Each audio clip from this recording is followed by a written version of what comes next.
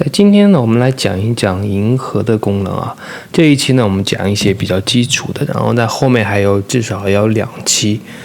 会讲一些银河比较高级一点的功能。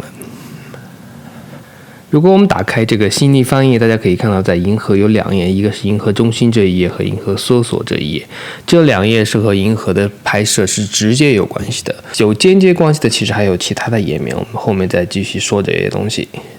如果说你想查到某一天晚上的银河情况，那你就使用银河中心这一页。如果说你想知道你已经决定某一个银河构图特别好，你想查哪一天晚上去拍，那就用银河搜索这一页，这是2页之间的区别。所以我们今天呢，先点击银河中心这一页。大家在查银河信息之前，第一步呢，你必须要确定一个你想去哪里拍摄银河，因为在不同地方的银河的时间不一样，就和你平时说的日出日落时间，如果你在不同的地点呢，这个日出日落时间也是不一样的，这是一样的道理。那如果你确定了这个地点以后呢，比如说现在呢，我就在珠穆朗玛峰的大本营，我就可以点击这个加号按钮，把它设为相机位置。这时候你看到的这个信息呢，就是对应的这一天的银河的时间，比如说2019年5月10号这一天，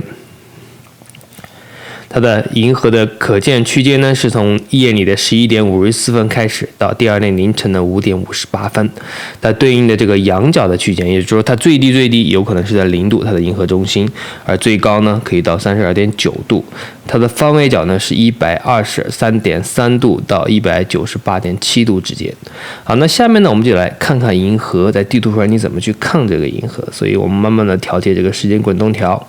在调节的时候，大家注意发现了这一边呢已经出现了一个绿色的条，这个绿色的线条所表示的区间呢，就是你银河中心可以看见的这个时间的区间，而对应的这个蓝色的这个线条，大家应该也已经知道了，这对应的是个月亮的时间，所以我们大家可以看到这里有一个月牙。在银河的前半段呢有一个月牙，而它的位置在地图上你也可以看到呢，这是月亮的位置，月亮在西边，而银河在东边。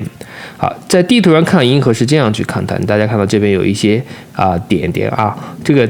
前一点的这些点点呢属于银河非中心的地带，而这个最大的这个绿色的这个点点呢属于银河中心，而周围这比较大的呢都是属于银河中心附近相对之下比较亮的那些部分，所以大家可以认为银河中心的最亮的一块呢是从这儿一直到这里结束，而其他的地方呢也有银河，因为银河是一个带子绕过整个地球嘛，但是呢它的颜色呢就比较淡而已。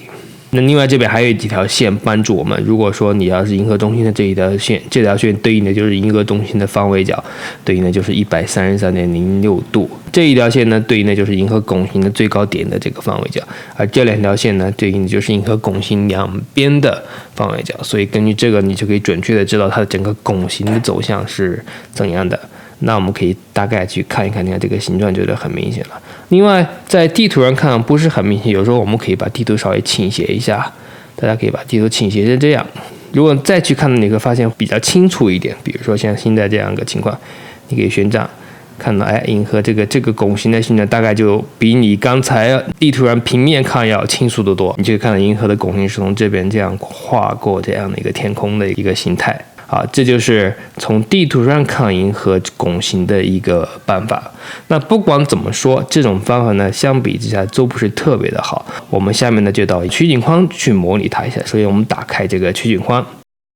我们把我们的方向对准这个银河拱形，然后我们点击它，然后到这个 VR 里面去看就可以了。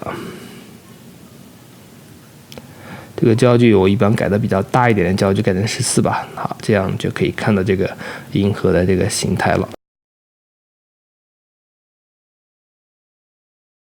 好，在这一边呢就非常直观了，因为刚才我们看到的仅仅是地图上这个俯视图，实际上地面和银河之间的关系我们都没法看出来。那到了这个取景框模式就非常清楚了，大家看到这个点实际上就是珠穆朗玛峰的最高点，这边上呢是大本营，旁边的有一些小山，当然小山也很高了啊，只是比珠穆朗玛峰矮的一山，只是它显得比较高大，是因为它离我很近。好，那么现在我这样调节这个时间滚动条，大家看这个银河的变化，在这银河慢慢的就出现了。你如果觉得我可以用35毫米的这个焦距的镜头去拍它，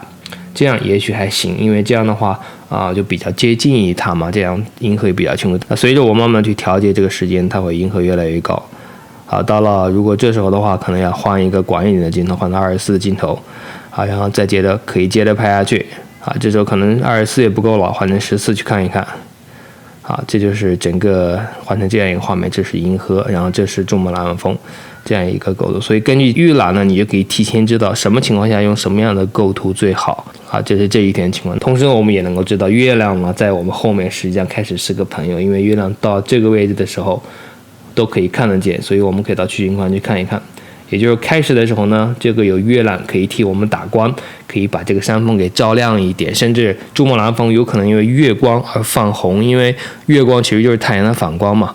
月亮很低的角度照到我们的山峰上的时候，也同样和阳光一样，也可以把山峰变成红色，只是比较暗一点而已。如果这时候的话呢，35毫米的镜头去拍它，也许可以拍到一个红的珠穆朗玛峰的山头，加上个这样的一个银河，其实应该也是不错的画面。但随着银河的逐渐升高呢，